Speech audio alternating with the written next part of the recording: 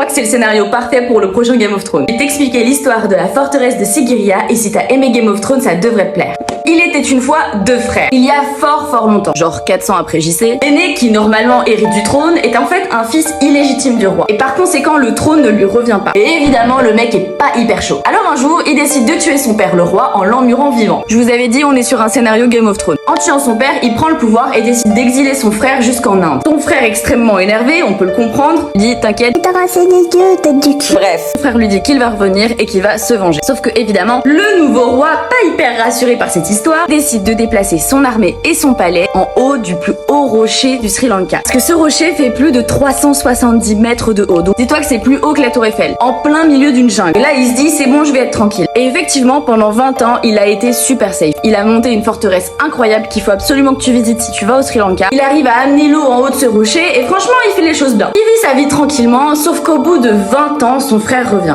Et là, ça devient compliqué. Il était en haut d'un rocher, il avait de l'eau, mais il avait pas pensé au ravitaillement. Son frère, voyant que la forteresse est en haut d'un rocher, décide de faire une tactique militaire très ingénieuse. À votre avis, qu'est-ce qu'il fait quand il voit un rocher avec un mec en haut? Il assiège le rocher, en l'entourant de son armée. Et le frère, il avait pas trop pensé à ça. Du coup, au bout d'une semaine, il n'y avait plus à manger et il a dû descendre de sa forteresse et se faire exécuter par son frère, qui est devenu le nouveau roi. Voilà l'histoire de la forteresse de Sigiriya. Cette semaine sur World Tripeuse, je te présente le Sri Lanka, donc si tu veux plus d'infos, abonne-toi!